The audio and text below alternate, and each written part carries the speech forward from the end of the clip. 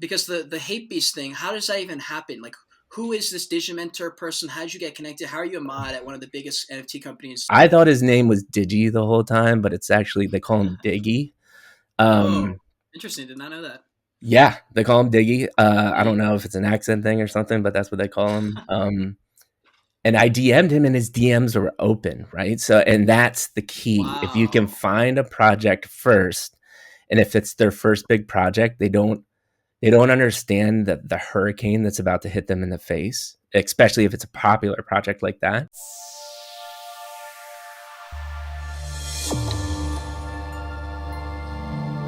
Alright guys, welcome back to the Joyage Kingdom. In today's video, we have a very special guest. You guys have been asking about him. We went on the stream a while ago. We brought him onto the YouTube channel. We're doing some collab work. We got Mikey on the channel today. Welcome, dude. What up, brah?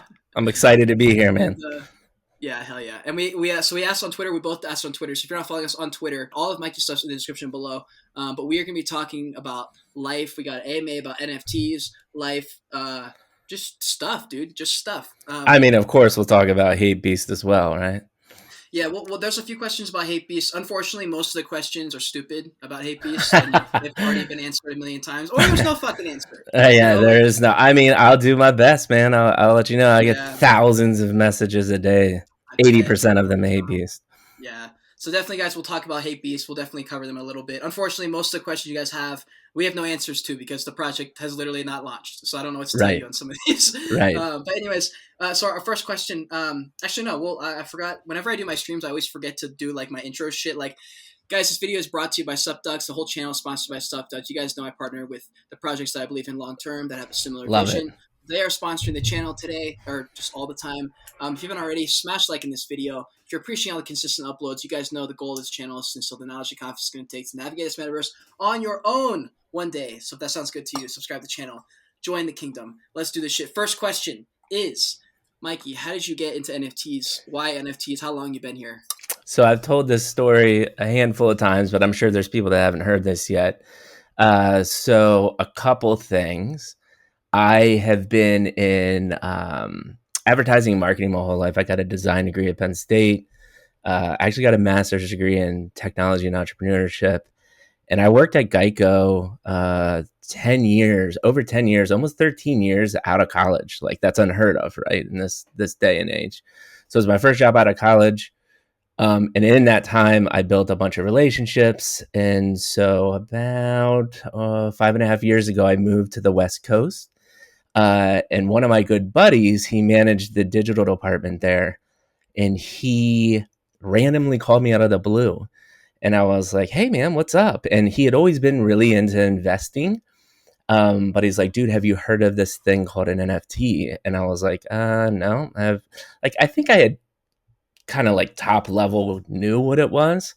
But he's like, I thought of you because I have some cool cats. And I'm like, I don't know what the hell a cool cat is. And he's like, in like 2 or 3 days, the owner, I think is the president of Time Magazine. He's a big cool cat holder, right? So he was doing a Twitter competition to say, hey, if you own a cool cat. And it was two things. He had a competition for the public, which was the same competition. And it was a creative competition. And the ask was, make a fake Time Magazine cover that talks about the rise of crypto and NFTs. Well, if you owned a cool cat, you were only pitted against cool cat holders, right? So your chances drastically go up because, I mean, of half of those, none of them are going to enter. And then probably of another half of those actually have creative chops to do such a thing. Exactly. So I work from home full time in addition to all of the other crazy stuff that I'm doing now. And literally like 15 minutes in between a meeting, I popped open Photoshop. I used his cool cat. And he even told me the title, right? And he used the word fudding. I was like, what the hell does that mean? I was like, I've never heard the word FUD in my entire life. And I forget what the title was, but it definitely included the word fudding. And I was like, this is the stupidest thing in the world. He sent me the cat. I was like, you're telling me this is a line drawing of a blue cat? Wait, when was this again? Tell me what month This this was. was the middle of August last year. Okay. Gotcha. So it was not, it wasn't too far ago. Yeah. And so we submitted it, and didn't even think anything of it. And he called me like 2.5 weeks later, like the end of August, beginning of September, like freaking out. And I'm like, he's like, bro, we won. And I'm like, okay. So he sends me this cool cat, and what they had done, it was one of the first, there's a lot of one-on-ones of them now, but this was like the first big one-on-one push. So they took the 4 founders and they made one-on-ones of each one. They are all reading a Time magazine in different environments. So we won the one where I think it's Elu. He was in a spacesuit reading a Time magazine in a spaceship. And at the time, NFTs, like crazy bull market, right? Like they were flying. And I think it was over like 20 grand. And I was like, what the shit? So he sent me it. He was like, go on this thing, OpenSea. I was like, I don't know what that is. And then I was like, holy shit, you're telling me this thing's over 20K? And after that, huh? You didn't get anything out of it? Like, I mean, I own the cool cat, so I'm not going to sell that. You the cool cat. Yeah. So they gave me the cool cat, and it was, at the time it was crazy. I don't know what it's at now. It's probably at it's still probably at like 2, 3, 4 ETH. Yeah. But I went down the rabbit hole after that, and I was like, well, Mikey G. That's what people like my friends and family call me, Mikey G. Like at work, I'm either Mike or Michael. And I said it in like immediately. I was like, oh, that rhymes with NFT, so I'll just make a Twitter. Yeah. I'll make a Twitter handle, and then that's what I did. I just went down the rabbit hole, and I must have followed like close to 2,000 people, all NFTs, knew nothing. I was like, who has followings? I followed anyone that had from like 50 followers all the way up to like, hundreds of thousands. And then I think my buddy explained it best, the same buddy that showed me NFTs. And this made sense to me. He said Twitter is the cafeteria of NFTs, where you go to like socialize and see who's who. And then he's like, Discord is really like the library research study room, where you find a project, and then that's where you like really figure out if you like it or it's legit. So that was it, man. Dude, that was in August. That is a great analogy. Damn, that's crazy. Yeah. Wow. That's nuts. We had a lot of people asking about that, actually. They asked that question, and for me, NFTs, I had been following crypto for a while, and then I heard Journey Crypto, and Alex kept yapping about Bored Apes, and or not. They didn't say it that much. They said it a couple times, but I remember hearing it like once or twice and being like, Bored Ape, and I was like, pictures. I was like, nah, I don't know, and I just like left it alone. And that's where I made a video the other day. It was like my biggest mistakes. I literally missed out on all the blue chips because I just didn't know at that point. And so I was like, fuck me. But yeah, I missed out on all those. So like you knew about Bored Apes before they mint. Well, you were in it before Bored Apes minted. I was in like the exact same time period, like within the same month of all that. When was that, by the way? I don't even know when that was. It was either before the summer or right at the beginning of the summer or something in that era. So I wasn't too far off myself then. No, dude, I mean, anyone who came in 2021, if you made it in the 2021 run, then you made it to like that first cycle. Bro, you're telling me a couple months off, but it doesn't matter. We got HapeBeast, baby. It's true. Hey, that's a great lead into question. So many people, I got this question like 50 times. Yeah. How the hell, because the HapeBeast thing, how does that even happen? Like, who is this Digimentor person? How did you get connected? How are you a mod at one of the biggest NFT companies, basically of all time, that hasn't even launched yet? Dude, I've told this story a lot of times too, but I think it's the combination of, so it really starts with my mod career.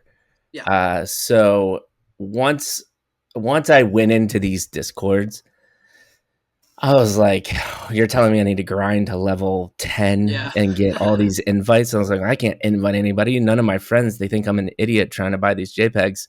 So I quickly was like, well, I want free NFTs and I don't want to grind, so I need to figure out how to become a mod.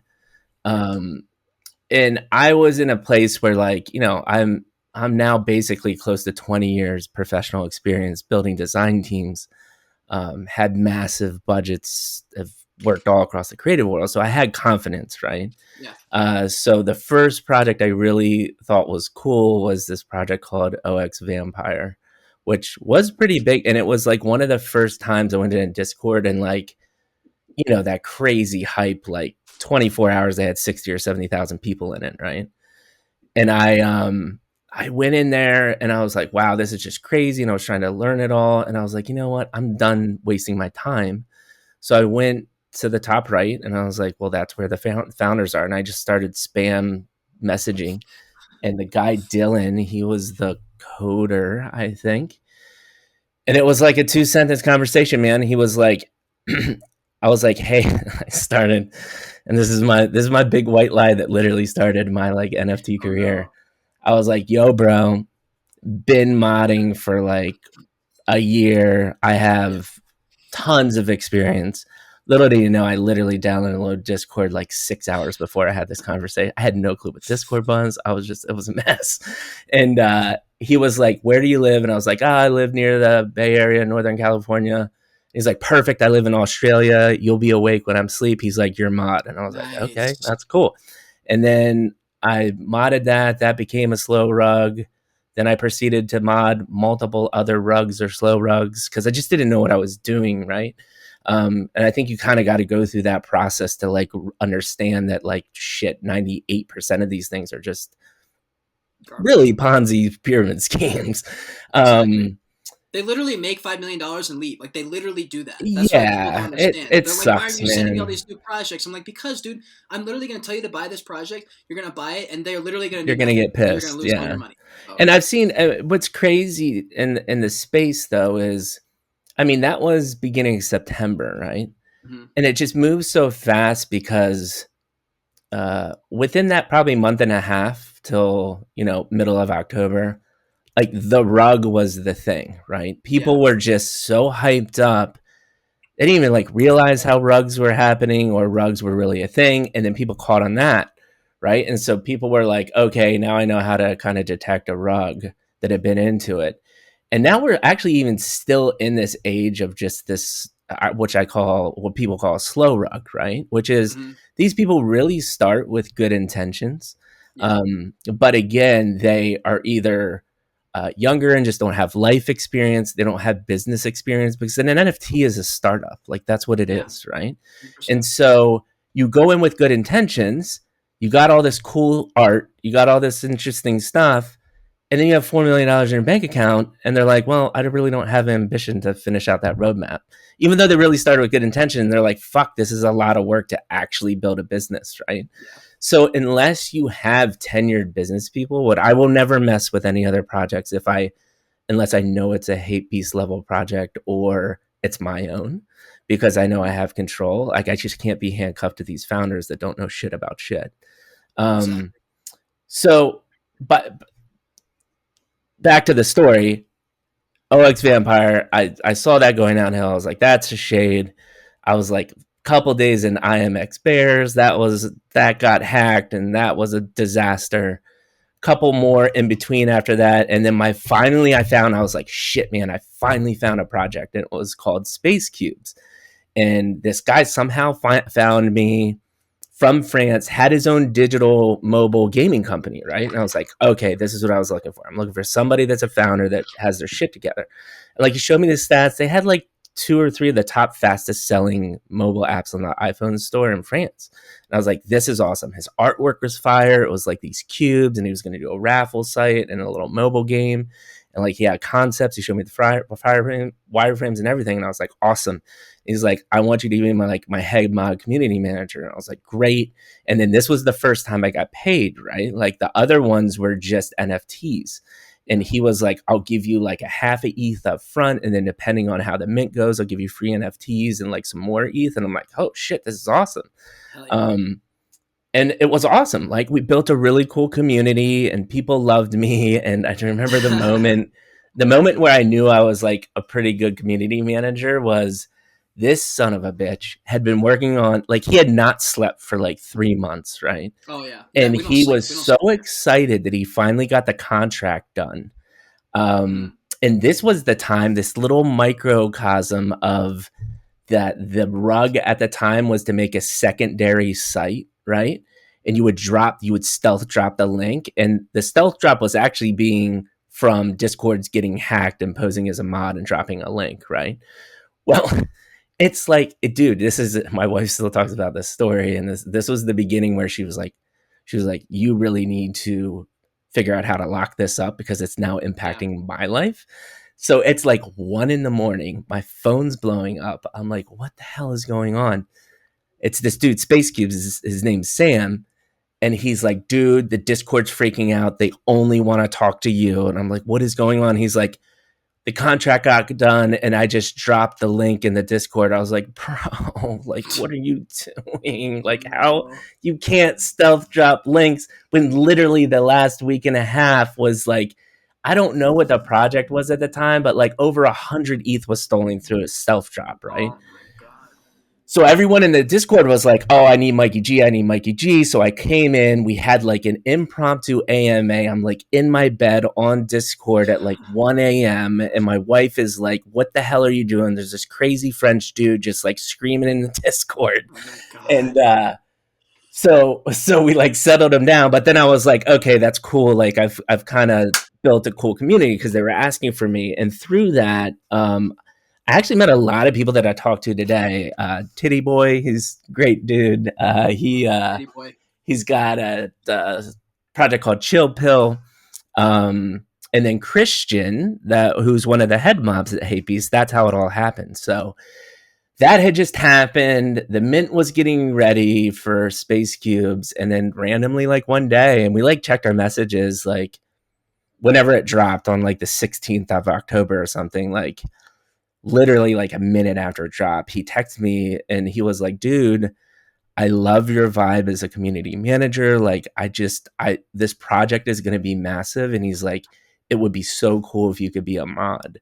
And I was like, okay, that like sounds cool. So he sent me the link and I think I got there, like I had just missed OG. Like I think I got there and there's like 1,300 people in it. And then, and this is my advice. So all people like ask me, like, how do you become a mod too? That rolls into this story is I found the Discord like 5 minutes in, right? Yeah. And I did the same tactic as my first mod gig ever. I went to the top right and I was like, that's the most important person. I thought his name was Digi the whole time, but it's actually, they call him Diggy. Interesting. Did not know that. Yeah, they call him Diggy. I don't know if it's an accent thing or something, but that's what they call him. And I DM'd him and his DMs were open, right? So, and that's the key. Wow. If you can find a project first, and if it's their first big project, they don't understand the hurricane that's about to hit them in the face, especially if it's a popular project like that. Yeah. So his DMs are still open. But now this time my conversation was, hey, I've modded multiple servers. I have a professional background in creative design. I'm the person you need. And I thought it was going to become, this long back and forth, but it was literally like, I think I had the sense that he was like, he needed mods. He knew this was starting to blow up like quicker than he thought. And he was like, yeah, sounds good. Here's your profile picture. You're a mod. And I'm like, okay, that was easy. Get the fuck out of here. Hey, hold on. Did the trailer that blew up that got like 1 million views or whatever? Yeah. Did that video already come out by the time you reached out to him? Maybe like it had been out for like an hour, maybe. Okay, gotcha. So you were really early. You DM'd him. You were bold. You just said, yo, I fucking want a mod for you. All right. That's it. I said, I'm your man. I want a mod for you. I know I can do the job. And then ironically enough, 2 days later, we put the official mod link out and thousands of people applied, right? And so like, that's like hitting the lottery of mod jobs by then, but I'm a mod already. So it was, it was cool. I mean, I've been there. I've literally been a part of HapeBeast since like 15 minutes since the server has been born. So yeah, it's being early, just being early to anything. But what I was going to get at too, as part of the story is, dude, the main thing here is like why we're talking, right? It's just networking. Yeah, exactly. And networking is hands down that, yes, you go to college to get your first professional job, but once you're in the door, or even if you start your own business, dude, the networking is so critical. Yes. And that's why I got into this whole thing, just the internet in the beginning, right? Because I had been streaming with my buddy Matty Mintz, and we had been Maddie, playing that's fine. Elder Scrolls for like over a year, maybe a year and a half, and then this whole NFT thing started. But I know, and I think like you do, to realize that the power of a network online is insane, right? Oh yeah, it's absolutely crazy. And I just got, I would say, what helped me get that mod job? One, ambition. Two, having self-awareness and confidence due to my career experience and my Which is huge. expertise. That's Yeah, huge. Like way bigger yeah, than people are thinking. The 16-year-olds looking to mod out a big project. Ask right, yourself if you actually can do that, because the answer is right, probably no. right. But there's something to be said about throwing yourself out there and learning, right, on the Oh yeah, job. for Like sure, for sure. I was fortunate that I knew. I mean, I never done community management before, but I always thought in the back of my head, like, wow, I'd probably be pretty good at that because I'm Hmm. like literally. And it sounds weird to this day, and although I've stopped really drinking as much as I did, but even I don't have to be drinking. I love to go to a bar in like the middle of the day and just talk to as many people as possible. Like Really? other than what I'm doing right now, my favorite job I've ever had was bartending because Okay. I am forced to meet a new person and have a conversation like every 5 minutes. I love that shit, man. And that's why I think this whole NFT world just a natural fit in the community management because I have that creative background, multiple years of experience. I love meeting and talking to people, and then you can make money doing it. So like it's cool because we talk about this all the time on stream too. You hear these sayings all the time, right? Like find the right job, you'll never work a day in your life. And I'm like, until you have an aha moment, you're like, oh, that's a bunch of bullshit. Like no one finds that. Uh, but I feel very fortunate that NFTs is that for me. Yeah. And it's cool because there's so many people that want to be a part of it. But my skill set and my passions align, and I'm early, so I think I'll be able to do some really cool things, and especially when I build networks with people like you. I mean, the world's possibilities are endless. Dude, they're so endless. And for people listening who maybe, because this is, it's weird that I'm in this conversation with you, hearing it to you, like on a equal playing field, in the sense that we're both in this world, in our position, if that makes sense. Versus Right, a year ago, I would watch interviews with people who were talking about their story, how they got in, and being like, God, if I could just have that chance, I would jump at it. If I was just given the right, opportunity, I would jump at it. But what I'm hearing and what I'm noticing is there's no opportunity that's handed. It's given to you if you take it. If you go out right. there and take Yeah, it, how you were just saying, you were like, because I like to talk to people, because I have 20 years of experience, because I know myself, and because I have done this and I want to, right, and I'm bold. These are the right. reasons this opportunity opened up. Plus, Yeah, on top of the fact that I went and did it. And so, yeah, if you're 16 and you don't know who you are, this is when you start. Just like you said, like try and mod out for anyone, even a project right, that doesn't look like right, it's going to be the best in the world. You need that experience. right. And there was To a see if question I you was even reading. like it, right? Like that's Yeah, the dude, point, exactly. right? And there Yeah, was that, like, I am whether you like him or hate him, like Gary V was one of the first big like influencers. It's just like he repeats himself a lot, and I think oh yeah, most people that yeah. become influencers, like you build your platform on some talking points, and Hmm. but his talking points just ring true to me. And like what you just said, there's so many things. One, and I think the biggest one is self-awareness, right? And you Hmm. don't get self-awareness unless you go through experiences. And my Exactly. big self-awareness moment, honestly, I turned 40 this year. So like I'm old compared to everybody. But I didn't really have my aha self-awareness moment until I got really sick and went through some mental health stuff. And getting out of that, like it forces you to have those conversations and look in the mirror and say like, shit, part of the reason why I'm sick and not right is maybe I haven't figured myself out yet, right? And that like, but it doesn't. You don't. I couldn't have got there unless I didn't put myself through things. Is what I'm saying, right? And then the other thing that frustrates me a lot, which was another Gary Vee, because I struggled with this too, and I think everybody struggles with it, right? There's like, you always see these insane, like for HapeBeast, for instance, dude, the artwork that goes on that Discord server is insane, right? Yeah. And then you see that and you're like, oh, I just wish I had that talent because this person has it, right? Mm-hmm. It's like, no, all of these people work their ass off to be amazing artists, right? Mm-hmm. And art, they fortunately worked really hard and found like something that they're passionate about and good at, aka like my NFT moment, right? Mm-hmm. But you can't get to that moment unless you try 10,000 things, right? There's no someone is going to tell you, hey, you're really good at that. You just need to keep on learning and trying over and over and failing over and over again until you find that thing, right? Yeah, absolutely. And there's a lot of people who didn't start. Like you just said, you're turning 40. There's people in the HapeBeast Discord right now who are probably like 14 or something. Oh, thinking yeah. that they're running out of time. They gotta get this job. Yeah. But you're 40 and you just got this dope job. Like Yeah. you probably feel like. I mean, I feel like everyone I've talked to who is older than me still feels like they're younger. Like they don't feel. I mean, No. Yeah. it's Yeah. like, Yeah. I feel like I'm younger, and I feel like I'm at a cool. I've got a cool perspective too, because when I grew up, like I grew up with a Nintendo, right? Like I had a home phone. Cell phones didn't exist. I went and knocked on my buddy's door to go play, right? And mom will be like, be home by 5, right? Like your mom wouldn't let you run around a mile from home right now and be home by 5 and ring a bell or whatever it is, right? But I saw that analog world, and now I'm in this digital world. And I think people are really shocked about my age because I'm so into it and I understand it.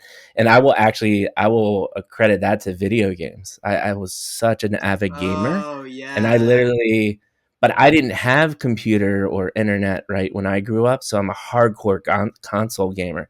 It's always the running joke between Matt and I and my other friends. I've owned pretty much every console system other than the Neo Geo and the Jaguar, which people don't even know they were a thing. I don't even know that's a thing. Right, exactly. So they were two one-off systems. As Atari Jaguar was like their way of trying to compete with Sega and Nintendo. But like I had a Sega CD. People probably didn't know that existed, right? Sega 32X. It was like the 32-bit extension for the Sega Genesis. I had all of that shit. And that always kept me like really interested in technology, and just like people love, and Matt and I joke about this all the time too. People love this pixel art shit. I actually hate it because I just grew up looking at 8-bit, and I was always clamoring to go from 8-bit to 16-bit, from 16 to 32, right? Like high fidelity virtual reality shit gets me excited, not looking at 8-bit pixels. True. And that's something to think about. And it's also something to think about that, like for me, I think pixel art's cool because of like the opposite reasons, basically. But what is interesting is I'm 23, almost 24.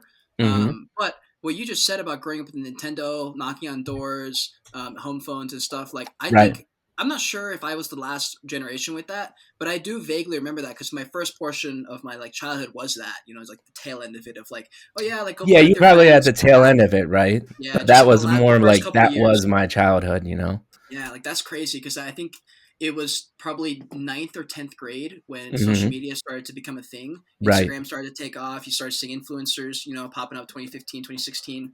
But I think what you just said, that experience of not having that is like so important. It's almost painful. Like if you didn't have that, if you grew up with technology from the start, I don't envy that. That sounds pretty awful to me. And I don't know if that's just my perspective growing up without it, but what are your thoughts on that?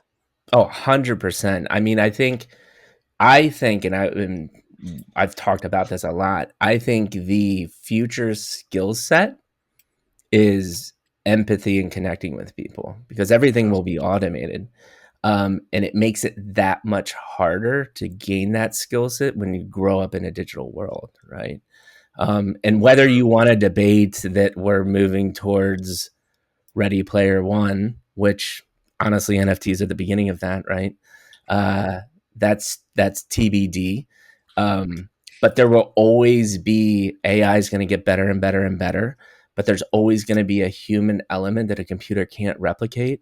And as connected as we get, it's funny. The ironic part is, dude, if I sit in front of my computer for 13, 14 hours a day, which I've been doing for like 2 months on end, you get pretty depressed and you feel secluded as hell, even though you're literally talking to people all day, right? Yeah. Like humans need that human connection, and it's so important. So yeah, like absolutely.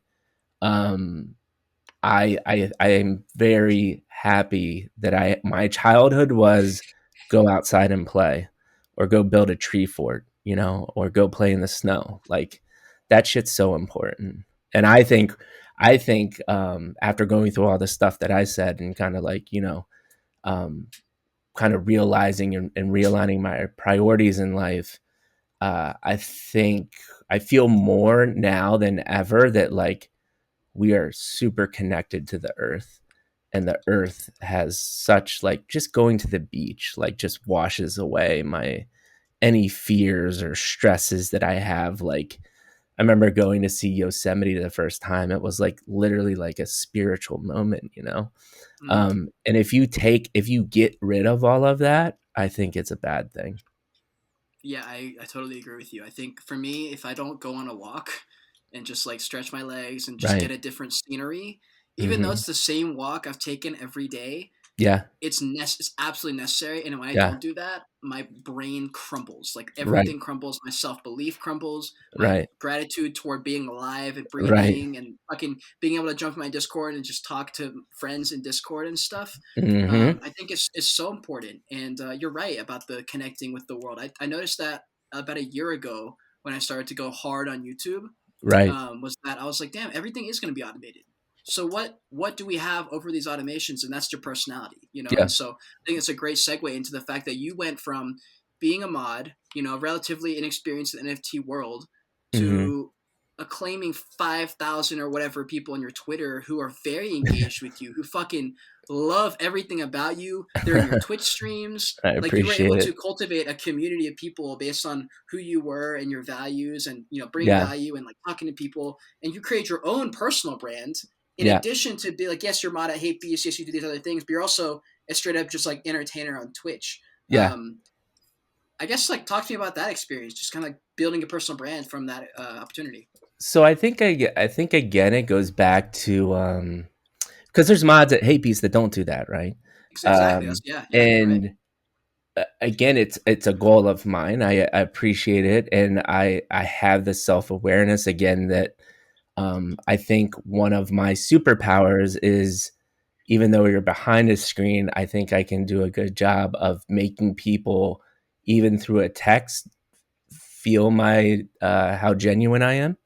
And it really is. I mean, just like I I say this a lot to my wife or my other friends, like, dude, when I wake up in the morning, I feel like I can just ram my head through the brick wall of happiness. Like I have that energy that I know I can share with people because a lot of people need it. And especially going through hard times myself and now getting on the other side, like I just even have more of that. So I knew that's probably my top superpower, right? I think people get we've had this conversation a couple of times, if people get confused with Mikey G as a alpha NFT guy that's going to give you the next play. That's not me. I'm a community manager, brand builder, personality person, right? And I've built a team to do all the other things that I need. I know. So like my buddy Matty Mintz, he has built multi-million-dollar successful businesses, and he's more of the business ops strategy guy. Asher, Soul Ash, who streams with me, he is the alpha guy. That dude's in Discords all day long, right? And he is an investor. He built one of the biggest investment insurance firms in New Zealand at the age of 25. Like the dude's sharp as shit, right? But if I am gonna, because there's so many assets or so many aspects to NFTs, right? I would not have 5,000 followers. I would not done what I've done yet if I were to be sitting in Discord trying to grind, flip, and make money. Absolutely. because I know that's not my strong suit. It doesn't really interest me. But what interests me is sending a good morning tweet in the morning and getting people jacked up about life, you know? So Yeah, I that's the just, best part. Yeah, that's the best part. Is like I said that on a tweet or a video. I was like, hey guys, my goal with my NFTs at least, way down the line when I do that, if I do a project, which I assume everyone who has a personal brand will have some version of an NFT project as a way to just invest in you or oh, whatever. hell yeah, man. We're going to do But that. Go for yeah, it. it's gonna be dope. But my goal is not to like bring you all the money and make you a billionaire. While I think I can also do that for a lot of my holders, my Right. goal is to make life fun. Like I right now when I wake up, okay, the first 10 minutes suck. Like I can't even hide that. I hate waking up. It's the worst thing ever. My head hurts. I never hydrated enough. I feel like shit when I wake up. But after like 2 or 3 minutes to 10 minutes, I'm good, and then I'm Right. excited. Like I'm genuinely excited Yeah. to like do all to like look forward to the day, go on my Discords, make Twitters, and post a YouTube video. It's so fun, and I'm like, I can make life fun for people again. I know I can Yeah. do it, and how you just said, like I have that fire in me that wants to share that, like Yeah. uh positivity or whatever that word is. Like I always had that Right. in work too at my jobs. Like I would always be that person who's able to be positive and inject like positivity into the workplace. Right. And I've always noticed that about me, but I've always been like, damn, but too bad there's not a job where I can actually use any of these skills. Like every time I applied for a job description thing online where it was like, what are your, based on your strengths, here's what you've got. I was always like cashier, clerk, like front desk attendant. And I was like, God Right. damn it. And so NFTs literally were the answer. And that's why people like us are going to win in NFTs because we understand what's important in NFTs and what's actually like driving forces behind things. There's a reason that these JPEGs have these narratives around them because Yeah. there's so much more emotion based technical analysis that you have to do and like follow the attention and emotions in this world versus crypto, which is does have a lot of emotions, but there's no tied brands to these little coins Right. for the most part, you Right. know? Yeah, and the artwork, there's an extra layer there. But honestly, I think you can say what you level, you can say what you just said, um, but level it up to like why I think the most specific, what am I trying to say? Why I think people are very successful in life is because they bring the passion and their main priorities are bringing joy to people, paying it forward, and being kind, right? Absolutely. Because I tell this story often too. I don't know, like over $100 million budget at Geico. I was, making commercials. I was doing all the things that like people are like, oh, who's that one dude in the country that makes Geico commercials? And I was that guy, right? And I was in LA and 2-3 weeks on end, massive travel budgets, like living money. Living life where money wasn't an option. Like you woke up in the morning, you're like, oh, I don't know, get a massage today or, go to the craziest dinner ever. Like it was all possibilities, right? Yeah. But I will tell you the most miserable I ever was waking up hungover in my bed alone in a hotel in Santa Monica, right?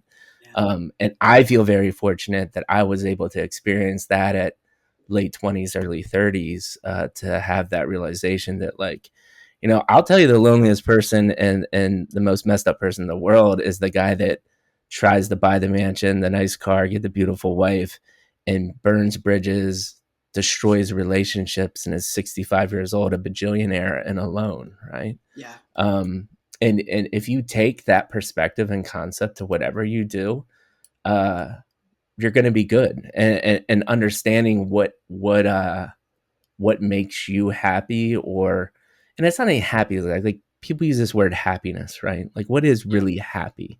I don't think I anyone don't can ever fucking know, be. dude. I can't figure that Yeah, shit out either. I don't think everybody can. You can be happy at moments, but Yeah. it's not a like an eternal, like people chase this happiness thing. I Mm-hmm. think the best that you can do is constantly have a conversation with yourself about things that make you happy and that are important to you, Yeah. and change your life to make those relevant, right?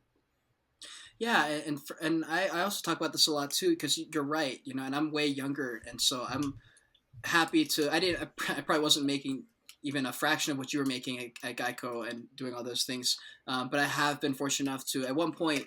having a shit ton of money and being like, wow, I literally feel not even 1% different with this much money in my bank account. Right. Like I can Right. buy whatever I want, I can do whatever I want for the most part, but I feel still like shit, like total Yep. shit, like not a Yep. single bit better. And I was like, what the fuck? How is that possible? And I was like, wow, like it really isn't about that. It's about getting like your equilibrium when you're chilling, eating a sandwich hmm to not hmm 2 out of 10. You want to get that up as high as you can. So when you're Right. just chilling, you're not sitting there in a pure depressive state. You know, obviously we all go through little ups and downs and stuff, but the goal just over Right. time, which you have, by the way, no finish line. It just goes for the rest of your life to Right. just Right. get your just chill vibe to normal and not where you hate your life. And that's built through doing stuff like we've been talking about. Like that's only built, Right. that self-esteem is only built through trying different stuff. Like you're happy because you have all these experiences in your life that you've taught and you've learned and you've seen all these things happen. And you're like, Right. damn, bro, like I've done all these things. Like there's like Yeah. a certain level of satisfaction too that you get from saying and knowing that you did that Yeah. versus saying, oh, I thought about doing that when I was 25, but I never did it. But I bet Right. it would have been cool, you know? Yeah. No, I totally agree. I mean, let's be honest. Like, what are you really doing when you tell yourself, "Oh, if I was a millionaire, I'd be happy," right? All you're doing and saying to yourself is, I'm going to go chase something that I think is going to make me happy because I'm currently miserable. Yep. Where you would wait, not even miserable. I am currently not happy or satisfied, whatever term you want to use, right? Um, when then the reality of the situation is you just need to wake up, look in the mirror and say, why do I feel that way? Yeah. Is it my relationship? Is it because where I live? Is it because I feel like I'm not learning? Is it because, I don't know, a plethora of things, right? I need to be closer to my family, or, I don't build genuine relationships. Like, work on that stuff. Don't chase being rich, because if you do, I promise you're going to end up sad. Yeah, dude, like it's a state of being that you want to achieve rather than a thing you want to get.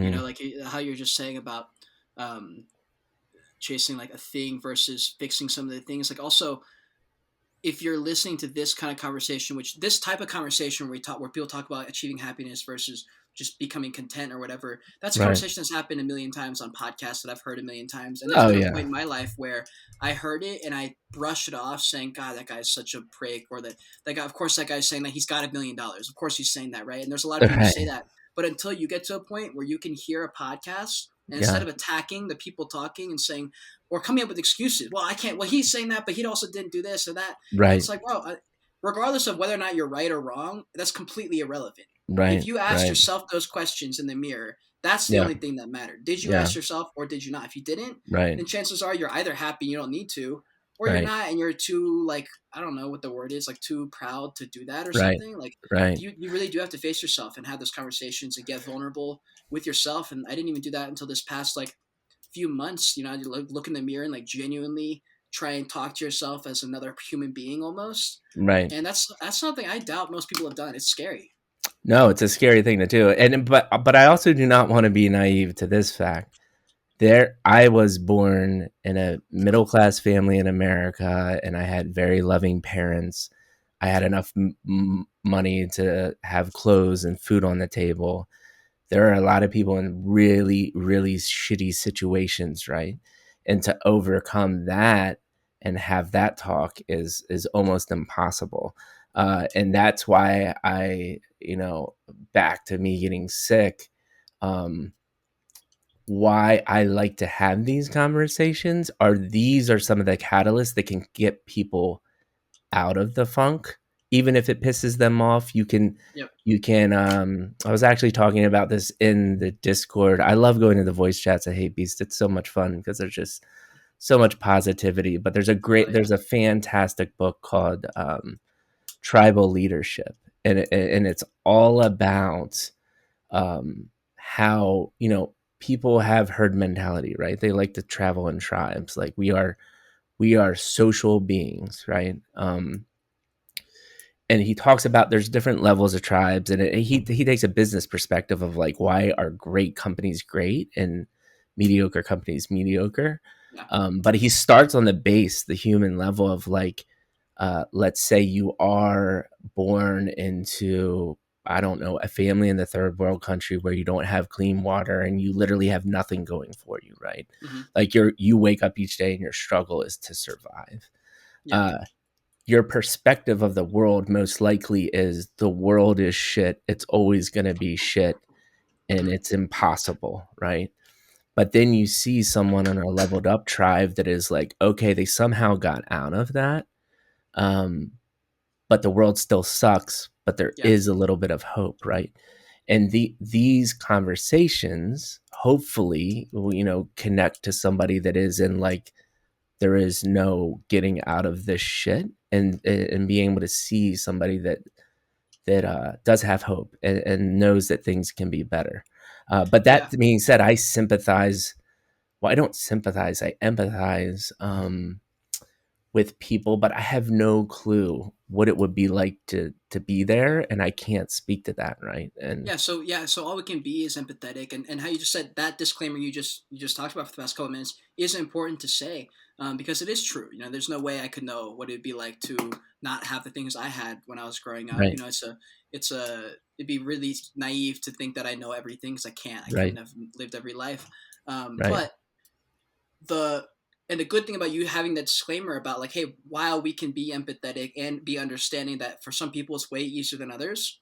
If right. any, Gary Vee said this actually on somewhere. He was like, look, I empathize with you there, absolutely. He goes, but if any person ever in the history of humanity has ever gotten out of a situation similar to you, then your excuse is no longer valid. He goes, even Hmm. if you have the worst situation ever, there is hope. And so if you can go with the mentality of, like, you know what, there is hope, instead of Yeah. getting mad and saying, well, like, what about this one thing? And it's like, that's the part that kills you, is that mentality. So even if you are in a shit situation where you don't see anything coming out of it, I promise you, if you look up on Google, story of like whoever who came from nothing and like it can happen. Obviously every Oh, situation is different, but absolutely. I think what I'm getting at is that road is a lot freaking harder. oh yeah, oh yeah, I bet. And being sick and going through that stuff, it makes me, and as weird as this sounds, I empathize with people that do horrible shit. I get it, because a lot of the horrible shit in this world comes from really shitty upbringings or horrible circumstances and Yeah, never having the help or the support network I need. Like, I would not be here today if I didn't have what I think my guardian angel is my wife, an insane family and support network, money to get the help I needed, to get medicine, to get the treatment I needed. I wouldn't be here right now. I mean, I would be on this earth, but I would not be in my situation, I think is what I'm saying. yeah, Um, and with having all of that, it was insanely hard, right? So I'm just saying I empathize with people. And that is back to your original comment that, like, um, it can be frustrating to listen to people like this and be like, it's all, butterflies and sunshine and rainbows, because it really is not. But if you can change your mindset to get there, uh, it's a pretty amazing, liberating feeling. yeah, absolutely, absolutely.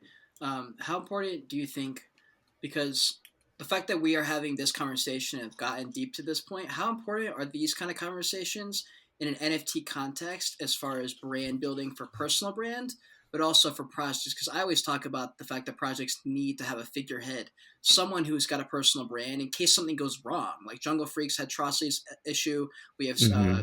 the Penguin Project, whatever that's called, with Cole. Apparently, he stole a bunch of money. Is like the story, and I'm like, damn, That bro. If pudgy Cole had a penguins. yeah, I think that's what it was. Yeah. But if, like, for example, if you have a project that launches and something goes wrong, maybe like the contract's messed up, so Hmm. people lose some money, but everyone still Right. fucks with Mikey, then they're like, dude, we know Mikey, he's a good guy, we've heard him talk, we know who he is. Right. Obviously, he's They not going to believe in start you, wrecking right? things. Yeah. How important do you think I that personal brand is? oh, I mean, it's massive. It just happened to me, right? So I have a direct example of this, which is Jolly L. So I was part of this charity NFT, Christmas charity NFT. We ended up getting Toys for Tots as our head sponsor. Cool. Wow. Holy We shit. gave, we actually gave, so from a charity success, one of the things is like, people make millions of dollars and they say they're going to donate to charity and they donate 10 grand. And it's like, come on, guys. Wow. So I think we only sold like 600 or 700 mints out of the 6,000 collection or whatever it was. But we still gave close to 100 grand back to Toys for Tots. Wow. But in the same time, I was building my personal brand, right? And I was part of the core team, and it was, some mod buddies that decided to start the project. And what I said before, there was some lack of leadership there, and the project, which it just was not planned properly. There wasn't the experience there that needed to be there. But I had been building a brand for myself the whole time. So I made the decision to leave the project probably the end of the last week. Mm-hmm. And, we took a majority of the Discord with us. And that was because, that they believed in me and, two of who are now my mods on my stream, right, have become literally a core part of my personal brand team.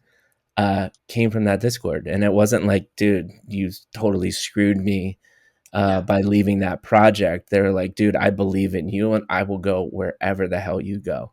And that is why personal brand is important. That is powerful, dude. Yeah, that is powerful. And for projects who don't have that, like, fucking most projects actually don't have that. Only a handful have actually come out, and that's why I had so much respect for Subducks, and we ended up working together long term because I was able to interview their founders and talk to some of the guys in the team and be like, okay, so we have some competent people who understand a business. And how you were saying earlier, it's a full out fucking business. Like what you're building as an NFT brand, personality, everything is as core a business. And if you don't understand business, you don't have people on the team who understand business.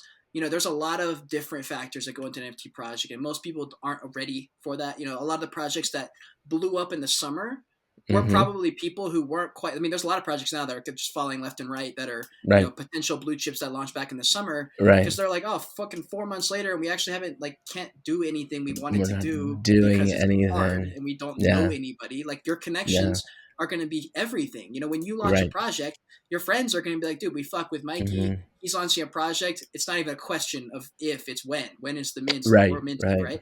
And dude, people want a hair beard NFT already. They just want to buy my beard and my hair, bro. I've had so many people ask if this is going to be an NFT one day. I was saying, like, why aren't you wearing that, dog? Shit. You gotta put that on, man. It's your signature. I appreciate you not wearing it though. When I do interviews and I don't have these, people are like, "Yo, where are they?" And I'm like, "Oh, people think this is what I wear all the time." Nah, I love it, man. They look good. No, I like being able to actually see your face. It's cool. Yeah. But yeah, man. I mean, that like you said, Subducks or any of these other HapeBeast is the way it is because those guys are, tenured professionals. Diggy has his own design studio. Carl is, ex-Googler, and, people have big jobs, and they got to the point because of NFTs that said, okay, we can do this thing. And, that's another thing that people will get into. I think there is a sweet spot in the beginning of modding, right? Because we talked about that is you in the beginning, you probably want to spread yourself a little bit thin, as weird as that sounds, to just experience as much as possible. I mean, I think it's okay to be a part of a rug or whatever, because you need to learn that, right? But once you get to I'm going to launch a HapeBeast level thing, that should be the only thing that you're working on. And that's what I was about to go into. I was about to say, how important is it? Well, I know, but actually that's a stupid question. I was about to say it is fucking the most important thing to have people who are genuinely as excited about the project. You can't be as excited as the founder, probably, or maybe you can, but I mean, I think people are invested. Yeah, dude. Yeah, I mean, yes, you have to. Well, I think it's not. I think excitement can come in many ways, right? Mm-hmm. You can just be excited about the artwork, and that's it. But I think the most excited you can get is the combination of you like the artwork, you like the roadmap, but you love the founders and you love the community. When all of those come together, it was just happened for HapeBeast and why it's, HapeBeast. I personally think HapeBeast, a couple things happened with that project. One, Diggy owned Bored Ape. He had built a name a little bit in that community.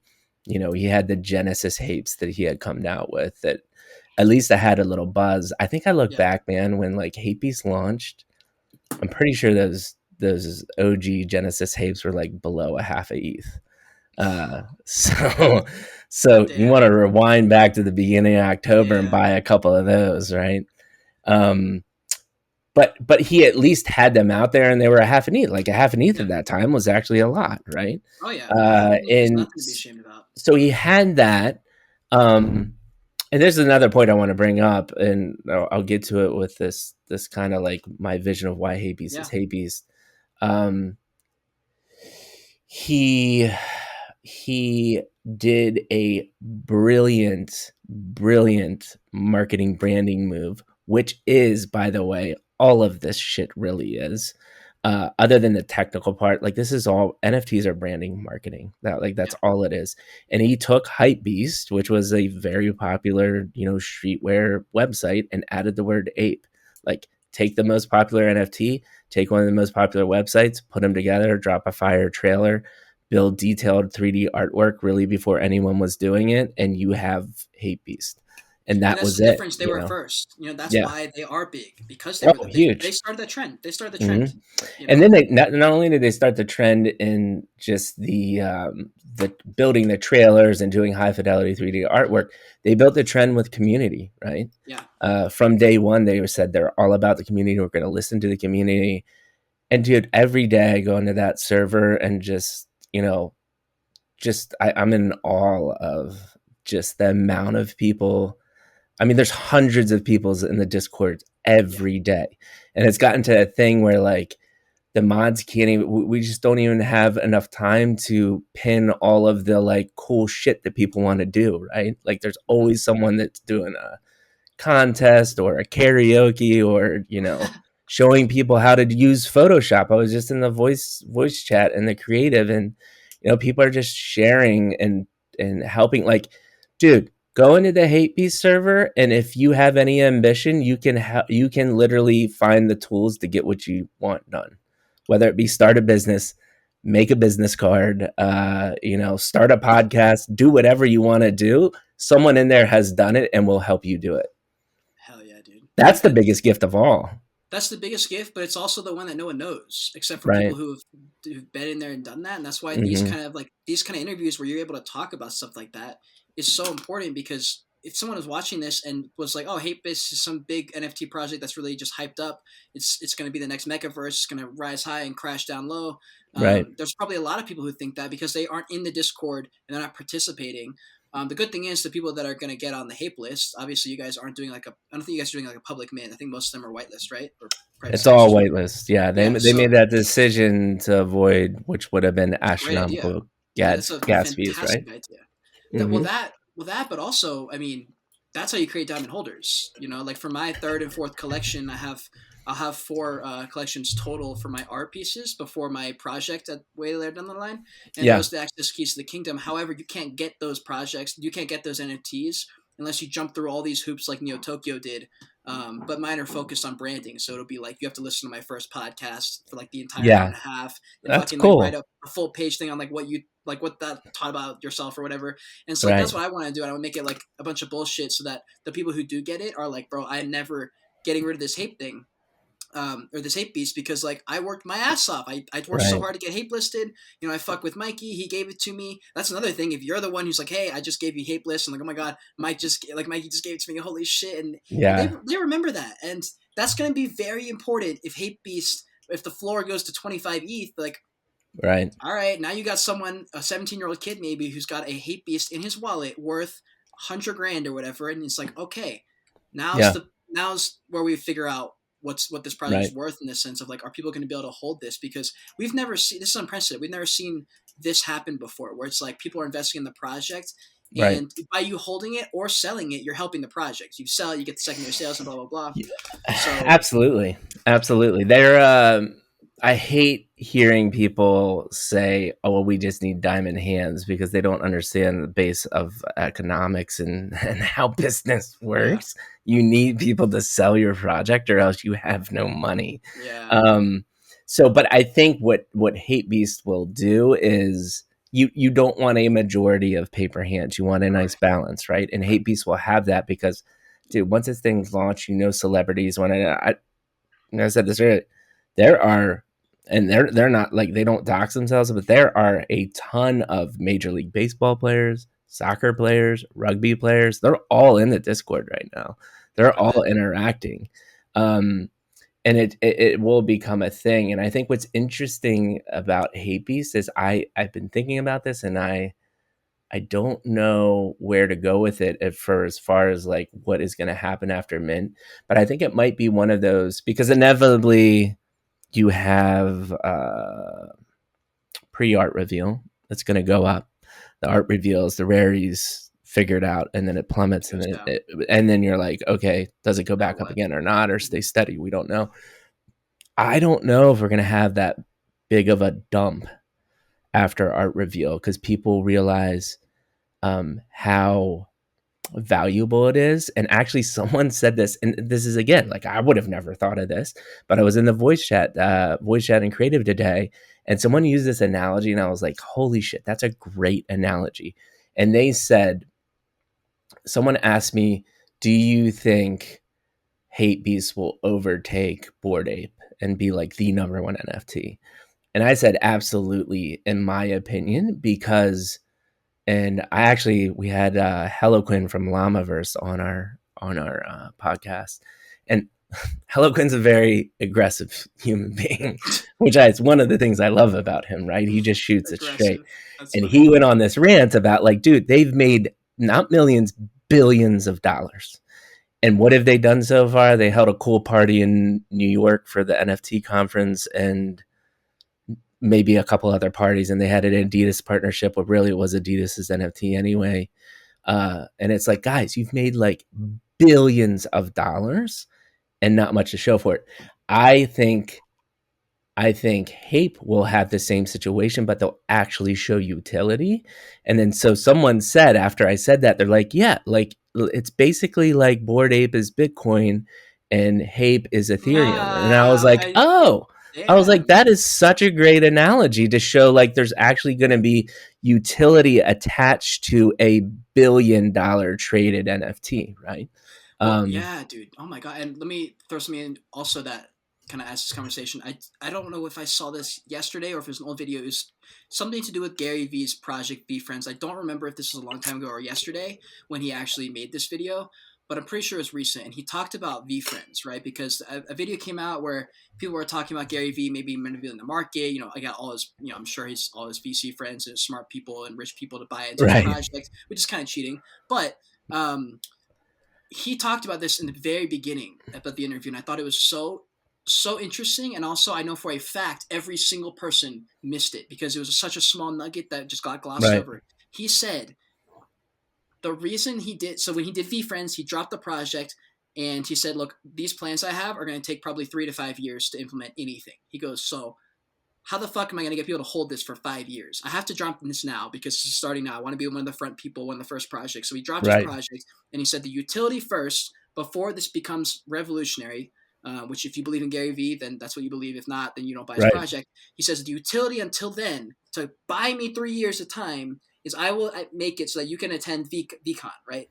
3 times a year, whatever it is. He was clear about that up front. Yeah, but without that utility, the project, for the most part, it would be the same. It's like, oh, Bored Ape's like, yeah, it's got a high floor price. People love Gary, but what has he done? And so far for VeeFriends, not much has happened yet, unless you're like going to go to VCon or whatever. And I think that's something that Hape has the benefit of experience in the sense that we already have all these projects that did stuff. A lot of them sucked. Most of them sucked. A couple did some cool things, and they get to look at that and go, damn, we get to pick the best of the best and then make it even better. Right. Yeah. Yeah. And I mean, listen, we'll see how it all pans out. I think the team is extremely capable of doing it. And I obviously they're definitely going to need more help to get that done too. So I think if you really love HapeBeast, you just stick around the brand, see how it evolves, and if you're really passionate about, raise your hand when you see there's an opportunity. Because there Dude, will be a absolutely. ton. Yeah, dude, there's so many. I mean, I'm gonna have my eye on HapeBeast. Obviously, everyone's talking about them. I'm always, looking to talk, collaborate, work, make videos about projects that have the same vision as far as I have for brand work, and trying Right, to change the world and put in whatever you want to do for your piece of the world. And so right. I'm super interested in Hate Beast for that reason. I'm not really interested in the sense of like I can't wait to see what the floor is so I can see if I can get one or buy one or flip one or Yeah. sell one. Like that's not really what I care about. It's I'm just fun excited to to see what they watch. look like. It's just fun. Like it's just fun. That's Yeah. literally all it is. I'm just so excited to see like what happens. You know, Yeah. I'm man, excited I'm to so excited. reveal my all golden one. Hopefully. All golden one? I've never gotten a rare anything.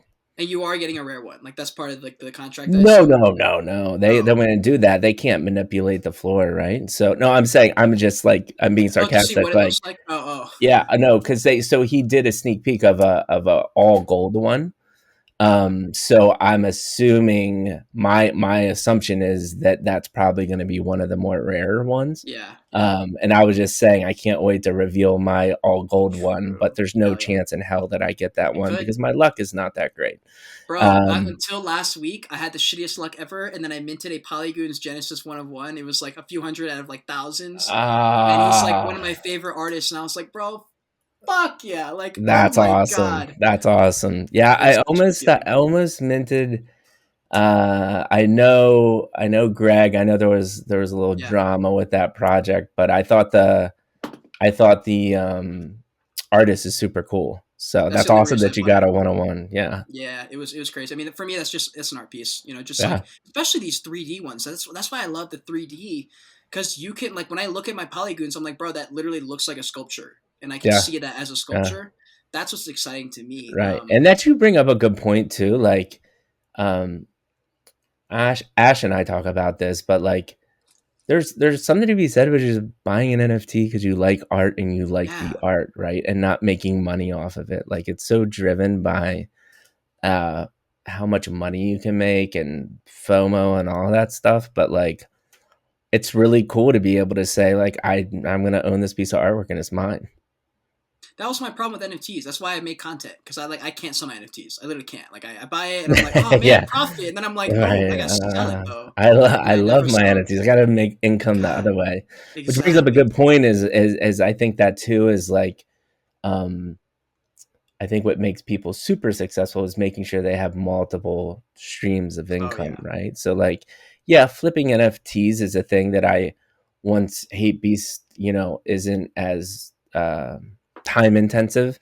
I can't wait to like take a month or two and just be a complete degen and sit in alpha servers for like hours on end, weeks on end, like, and just spend my time. I think I love chasing the like thing, right? Like my brother-in-law came and visited, and bourbon is a thing online, like chasing bourbon down. And there's all these secret Facebook groups. People are making shit, tens of thousands of dollars on trading bourbon. But one of the things they call, if you find a bourbon bottle that's like at some like mom and pop um, liquor store, they call them dusties because they've just been sitting on the shelf, but like no one realizes that this $40 bottle of bourbon is selling for $800 on a Facebook group. So Wow. literally, we got in a car and for an entire day drove around like my 30-mile radius searching for dusties, and I freaking loved it.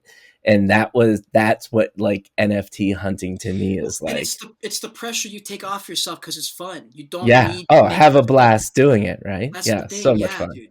And for Yeah. me, my problem was it was harder for me to do that because if I bought an NFT and it didn't moon, you cry about it and you're sad. You're Hmm. like, fuck, I suck. Like you want that little Right. ego boost of like I picked a project that did better after mint, and Right. like that's hard, bro. There's a lot of Right. I mean, honestly, most of my mints that I ended up like it being a good decision. Uh, they didn't have a great start. Like it was like the floor probably went under the mint for a lot of them, and Oh, then later I absolutely. just held it. Like the Space Yetis, I got so much shit. They're like, I can't believe you said you like Space Yetis, and they went under the floor. I'm like, bro, it went under the floor for like 2 days, and now it's double or triple the floor now. And I Yeah. was like, but I like the project because of these fundamentals, and I like the team, and I've spoken to them, and I was like, I don't Hmm. know if it's gonna go up or down like immediately. Like no one can know that, and that's another reason I Hmm. stopped making content in that sense of like making calls. Like every now and then I'll make a Right. call, but it's a very slow burn. Like I called Right. BioPills for 4 weeks straight, making YouTube videos about them, telling everyone it was going to do well. And like 3 months later, they started to pick up, and people were like, "Holy shit, BioPills!" So like Right. those are the kind of calls I feel way more comfortable making because it Right. gives me room to Right. be a little bit wrong sometimes, but still be Right. right when I know I picked a good project. Right? Yeah, but it's the same thing we were talking about earlier. Is like you believe in the founders. I mean, I think Yeah, founders are just paramount over any founders and community are the two 100%, main things. 100%. Artwork can get people excited and hyped, but if you don't have founders or community, you don't have anything, Yeah. and it gives you longevity, right? Yeah, I've got a great question. I just remember this one popped up because I wrote an asterisk next to it, and I was like, do not forget to ask this question because it was so good. I think Kronos asked this in my Discord, but I'm not sure if that was you, Kronos. Shout out. If not, then I'm sure there's another question here. We're definitely not gonna be able to get all the questions because there's so many good ones, and each one is its own little I'll come thing. back So again, bro. we'll We'll have do to. We'll part have two. to. We'll do a part two. We'll probably do some on Twitch or something. But Hell yeah. this question. Wait, where the fuck did it go? As an asterisk, How is it? you're really excited about it. It's literally right here. Where the. Wait, what? Oh, here we go. Has the meaning of value and utility changed every single NFT cycle, every run? The every month run or however long it lasts. Like, has the Oh, utility and value absolutely. definitely changed? How Yeah, so? How absolutely. so? Uh, because I mean, like we were just talking about, right? Like I think value when I got into it was literally making money quick. Mm-hmm. I think value to people now is um, maybe being able to buy two, make a quick flip, and then hold one for a long time and reap the benefits of a utility roadmap of whether it's merchandise or in real life events or the promise of the metaverse. I will say Metaverse. some of the fundamental things of like these, oh, I'm going to make a token or we're going into the metaverse, we're going to make a game. I don't think those concepts have changed much because no one's really delivering on them. Yeah. So I think they'll change a little bit once people start delivering on. But like, let's be honest, has anyone really made a cool game? No. Um, Probably and not. has anyone really done anything miraculous in that metaverse? No. They bought some sandbox We're land, but that's far away about from it, that. Yeah, right? we're so far away from that. Um, but even from since I got in August, you've quickly gone from we're still okay with PFPs. Now we need to see utility. I don't give a shit what's on it. And now people are like, oh, this is actually bullshit because you just can't put a bunch of things on and have a bunch of false promises. Okay, so what are the utilities of a roadmap that actually are going to stick? My thought is metaverse is obviously going to be a thing. So whoever can deliver on that first, which we do having a chance to, that Punk X AMA that I did, Hollywood, .eth is a freaking boss, bro. Really? And he said, and I really believe, and he's like, screw the tokens, screw all this other stuff. He's like, I'm a charitable person, but he's like, I donate my money to the causes that I like. I'm not going to attach it to an NFT for some feel good, BS. He's like, the metaverse will be a thing, and I will spend my profits and my monies to make that become reality because Yeah. no one else is doing it. And honestly, I think out of everything that anything's been pitched, I think who does the metaverse right, and then that is going to change as well. Is Sandbox is the thing now, but God knows what Meta's going to come out with, right? So that'll be a constantly evolving thing. But It'll as be far very as interesting. Yeah. value, uh, obviously monetary value is still the number one thing, so that hasn't changed as much. But I think what people expect from a project has drastically Yeah. changed. Yeah, But I definitely. also with that being said, I think perception has drastically changed. But don't kid yourself that 99% of all projects today are still PFP projects, Yeah. and PFP projects will last for another year until someone really delivers on one of these things. So Yes. as the perceived value has changed because you're convincing yourself, oh yeah, they're saying we're going to give this on the roadmap, nothing's really changed in the fact that they're all still PFP projects. Exactly, and that's why I tell people they always ask me what's the question I should ask the founders for projects, and I say, okay, well, ask them what their real long term vision is, and ask them what physical steps they've actually made toward that. Because chances Mm-hmm. are the answer is nothing. The answer is, Mm-hmm. oh, metaverse. Okay, what have you done? Oh, well, I mean, nothing We're gonna technically. secure a plot of land. Yeah, Well, that's secure a great. plot of I can land. go do that today if I have money.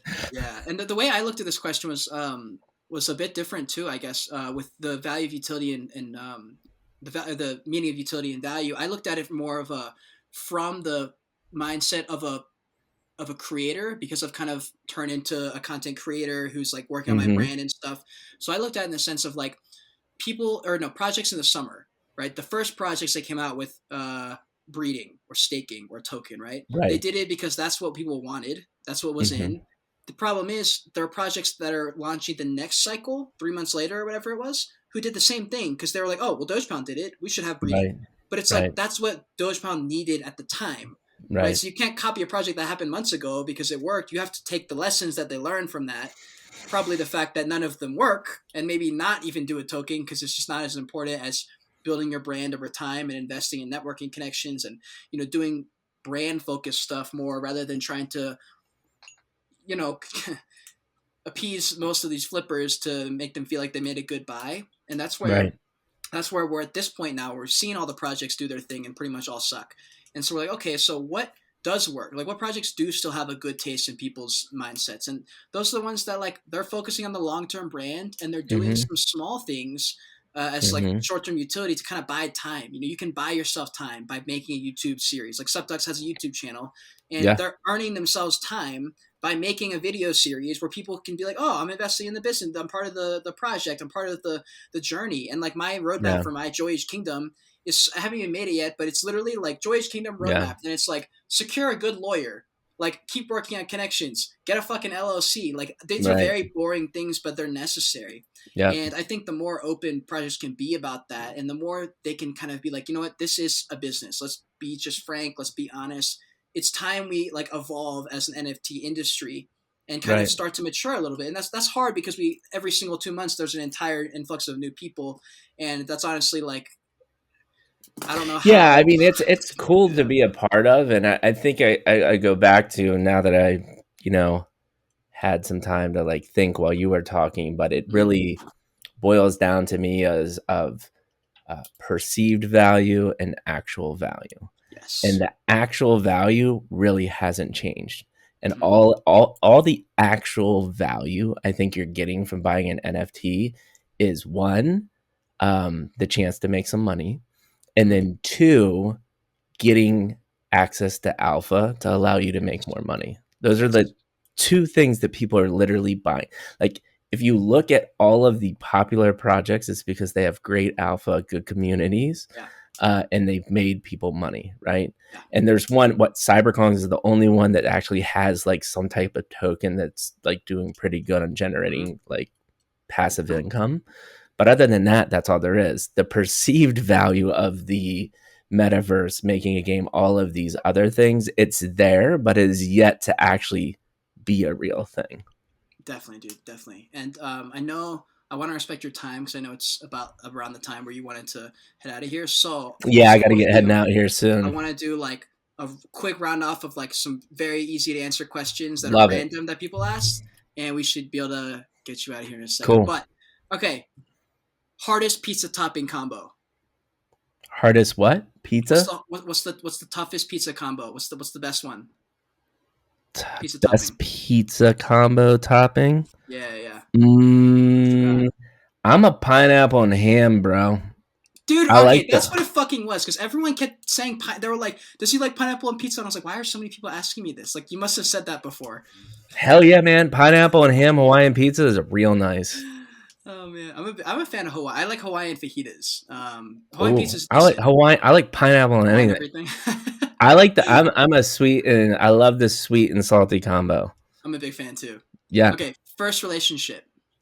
First relationship. Oh, I want to say middle school. I mean, there's a picture of me kissing a girl on my first grade birthday party. Let's fucking go. Let's fucking go. There's a That is famous picture. I'm on hilarious. the steps kissing a little girl on my first grade birthday party. I guess I Bro, don't think there's a relationship, but yeah, damn. middle school. Yeah, okay. Fire. Okay. Favorite type. I asked this question because I'm interested in this, but like favorite type of cafe drink, like if you roll up to a Starbucks or something, like do you have a go-to So drink? random story. Not till a year ago, I never drank a cup of coffee in my entire life. What? Nah, What I do you? just didn't What? do coffee. I don't know why. Because I always heard horror stories of like people saying like drink coffee You've and never you'll never tried it? drink it again. No, never. I had taken a sip, Wow. but like never drank a Yeah. full, and I never liked it. But then there's this little coffee shop in my town called Yeah.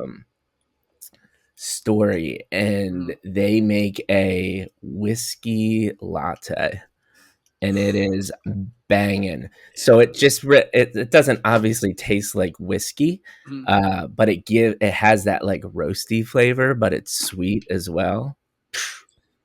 Yeah, mine's gonna That is my be. latte drink. Whiskey latte, baby. So there's no whiskey in it. It's just called whiskey. No, it's just like a whiskey flavored Gotcha. syrup, right? Yeah, for me, Uh, it would probably be a latte, just like a normal latte is typically what I would get. But right. I went to this place called Black Magic Cafe, and they had this thing with Kahlua in it, and No. it was life changing. It was like Oh, some kind dude. of coffee drink. It was fucking amazing. So my mom used to make for Christmas. She has stopped in a while, but she made homemade Kahlua. It's not that hard to make. Oh, really? Yeah, you just take a shit bottle of vodka, put some cinnamon sticks in it, um, a bunch of other spices, and you literally just leave it underneath your bed for 2 months. And like every week, you rotate it to like kind of shake it Get up. the fuck out of here. And That's yeah, awesome. 2 months later, you got your own handmade Kahlua, which is delicious. Better than if you just bought Kahlua in a bottle. Oh, way better. Of Wow. course. Fuck Everything me. homemade is better, man. Yeah, well, yeah, I guess so. But I mean, I just figured shitty vodka plus cinnamon sticks is going to equal shitty Kahlua. No, it's great No. Kahlua. I'll ask my mom for the recipe and I'll send it to you. Yeah, I will make that. It's fire. Yeah. Okay, last question. Totally different. A book that has changed your life. Doesn't have to be your favorite, but a book that changed your life. Oh, I've got so many, dude. So many. Uh You can write off a few. Viktor Frankl's Man's Search for Meaning is Oh an my god, I've had a lot of people say that one. That must be really good. insane book. I need to read that one then. Tribe of Mentors by Tim Ferriss is great because I actually used that book to get a list of books to read. Oh hell yeah. Recently, just a fun book, Dave Grohl's documentary or biography. Yeah. Highly, I forget what it's called, but Dave Grohl, the head of Foo Fighters, he just recently came out with a biography. Listen to it on Audible now because he narrates it, and it's Better. just about his life. He talks about being in a punk band and joining Nirvana and having kids and being a rock star dad. Like so good. And then I would say the most like impactful on realizing what I need to do to change my life to be like at least give me a recipe for what successful people are doing is a book called Miracle Morning. And it's all about this guy interviewed like hundreds of CEOs or celebrities or what people perceive as successful. And the one thing that kept on being repeated is they all had morning routines. And the morning routines consisted of it was like a range of things, but probably the 4 to 5 core things was some form of like affirmations, meditation of like what you're thankful for, planning your day out by the hour if you need be, but at least listing your top 3 things that you're going to tackle that day. Yeah. Some form of light exercise to get you going, reading at least 15 minutes, reading, and then one of just doing something that you like. So You have to, bro. you're You literally taking have care of to. yourself. Yeah, You I forget what literally we playing a said. video game for 20 minutes or whatever. And all of these people would have, you know, a lot of the family people are like, oh, sending my kid to school or having breakfast with my kid, right? Mhm. But doing something that makes you happy is so critical because you have to be happy too. But that book is great.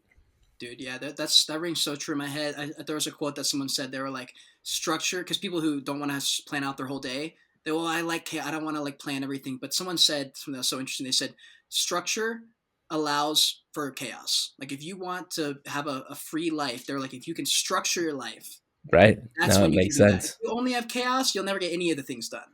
And Yeah, then because the chaos comes from the productivity, from the structure. yes, and then Yeah. for my books, these are easily. It's called The Traveler's Gift. It's a Uh-huh. series. I think there's. I don't know if there's more than 2, but then The Final Summit is the one that changed my life. All Um, right. I I'm read going to them read these. backwards. I literally went backwards. I read the second book first, but it changed my entire life. It saved my life too. So very important book to me. And Final. So just DM those on yeah, Discord. I want to put them on my I'll send it to Audible. you for sure. All right, and then that's pretty much Awesome. it. Yeah, dude. Thank you Dude, so it's much for so much fun hanging coming out. on. We totally can do part 2 if there's more questions. And then Totally. yeah, man, let me know. We can do a Twitch thing too. I'd love to have you back on our Oh Twitch yeah. to do maybe in the next, you know, couple months from now to just do a catch up on post HapeBeast where we're at with that. Oh And man. Fun.